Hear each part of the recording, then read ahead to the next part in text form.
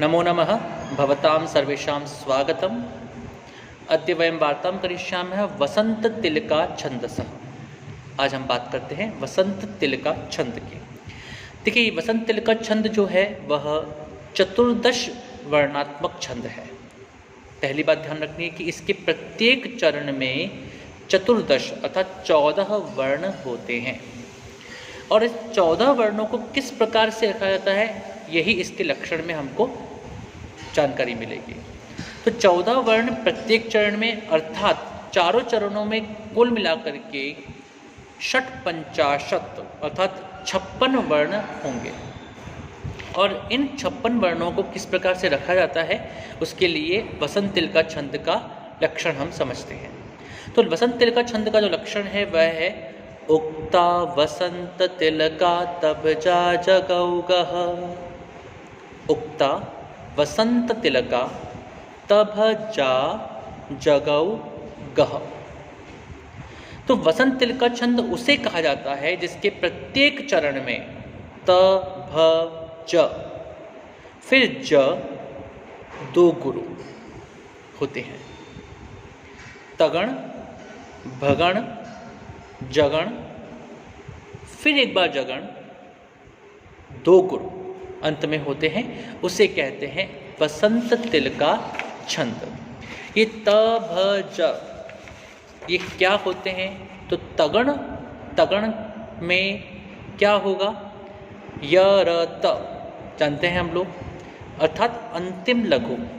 तो जिसमें अंतिम लघु होता है और बाकी शेष जो है वो दोनों गुरु होंगे, वो तगण हो जाएगा। भ आदि गुरु, जिसमें आदि गुरु होगा और शेष दोनों जो हैं वो लघु होंगे, वह भगण कहलाएगा। जगण मध्य गुरु, जिसमें मध्य में गुरु होगा और बाकी दोनों लघु होंगे, वह जगण कहलाएगा।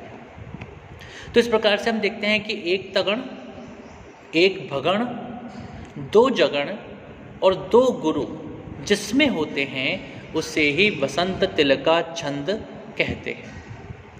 अभी वसंत तिलका छंद जो है इसका उदाहरण, वसंत तिलका छंद बहुत प्रसिद्ध छंद है और इसका अनेक साहित्य में, अनेकत्र साहित्य में वर्णन मिलता है। हमें वसंत तिलका छंद को पढ़ने का लगातार प्रयास करना चाहिए क्योंकि बहुत से उदाहरण आपको इसको देखने को मिलेंगे। तो वसंत तिलका छंद का एक बहुत ही सुंदर उदाहरण, बहुत ही प्रसिद्ध उदाहरण है जिसकी हम बात करते हैं आज। इसकी राग कैसी हो सकती है, थोड़ी सी राग पर भी चर्चा कर लें। तो एक तरह से देखे से ऐसे गाया जा सकता है। उद्योगिनं पुरुष सिंहमुपैति लक्ष्मीः दैवेन देयमिति का पुरुषः वदन्ति देवं निहत्य कुरु पौरुषमात्मशक्त्या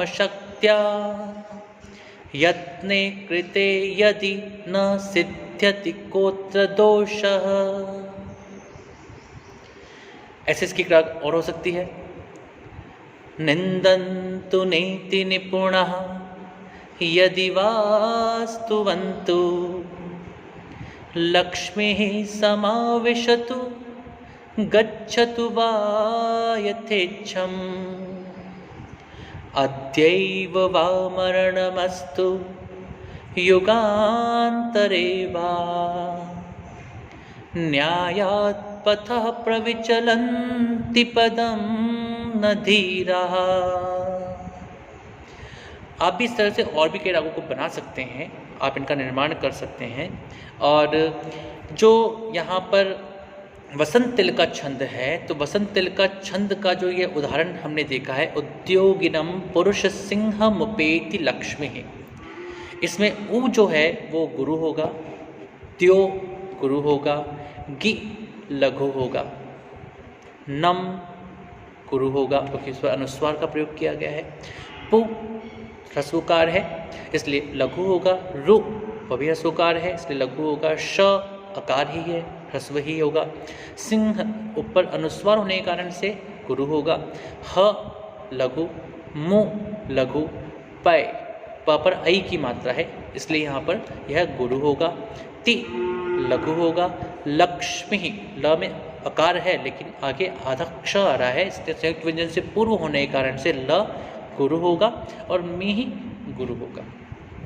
अब हमें करना क्या होता है, हमें पता है कि हमें इसमें जोड़े बनाने होते हैं। हमें पता है कि एक गण के अंदर 3 वर्ण होते हैं, तो हम शुरू से 3 वर्णों के हिसाब से गण बनाएंगे। सबसे पहले गुरु गुरु लघु थे, तो गुरु गुरु लघु अंतिम लघु होने के कारण से और शेष दोनों गुरु होने के कारण से यह कौन सा हो जाएगा, तगण हो जाएगा। फिर त भ भगण, अलग देखना हमको भगण है या नहीं है। हमने देखा कि उसके बाद में गुरु लघु लघु आ रहा है, तो गुरु लघु लघु आने के कारण से आदि गुरु है और शेष दोनों लघु हैं, इस कारण से ये भगण हो जाएगा। इसके बाद में लघु गुरु लघु आएंगे, तो यहाँ पर जो मध्य गुरु होने के कारण से और शेष दोनों लघु होने के कारण से यह जगण हो जाएगा। इसके बाद में फिर से लघु गुरु लघु आते हैं, यहाँ पर भी जगण होने का होगा। और इसके बाद में लक्ष्मी, इन दोनों के अंदर दोनों गुरु हैं, इस कारण से अंतिम में 2 गुरु आएंगे। तो इस प्रकार से प्रत्येक चरण के अंदर हमको तैयार करना है अपने आप को, और उसमें प्रत्येक चरण में ये देखना है कि इसी प्रकार से वहाँ पर वर्णों की व्यवस्था है या नहीं है, और उस वर्णों की व्यवस्था के आधार पर हम ये तय कर सकेंगे कि यहाँ पर बसंत तिलका छंद का प्रयोग हुआ है या नहीं हुआ है। बसंत तिलका छंद में उसकी राग बहुत ही सुरम्य है, मैंने आपको उसको सुना करके बताने का प्रयास किया है। आप इसके लिए और भी कई रागों का प्रयोग कर सकते हैं, लेकिन बस ध्यान यही रखना है जब भी हम श्लोक पाठ करते हैं कि हमें वर्णों के अनुसार ही अपने राग को तय करना है। जो वर्ण लघु है उसमें 1 मात्रिक का समय लगना चाहिए, अर्थात 1 पलक झपकने जितना समय, 1 चुटकी बजाने जितना समय लगना चाहिए। और जब हम गुरु की बात करते हैं तो 2 पलकों को झपकने वाला समय जो होता है बस समय लगना चाहिए। तो हमें जब भी श्लोक पाठ करें तो हमें लघु और गुरु की उस व्यवस्था को ध्यान में रखते हुए अपने उच्चारण करने चाहिए। साथ ही संयुक्त व्यंजन का प्रयोग अगर हो रहा है तो उससे पहले वाले वर्ण पर थोड़ा जोर डालना है। इस प्रकार की जो सामान्य हमारी बातें हैं जो कि किसी भी वर्ण के उच्चारण के लिए आवश्यक होती हैं, उन सभी को ध्यान में रखते हुए हमें छंद पाठ का प्रयास करना चाहिए। और छंद ज्ञान के लिए आवश्यक ये है कि हम छंद के लक्षण को समझें, उसे याद रखें, और साथ ही उसके कुछ उदाहरणों को समझ करके उनको याद रखें, जिससे कि हमारे पास उस छंद के कुछ उदाहरण हों और उनको समझने में हमें किसी प्रकार की तकलीफ, किसी प्रकार की दिक्कत या कष्ट न हो। भवद्भ्यः सर्वेभ्यः धन्यवादः। पुनर्मिलामः। नमो नमः।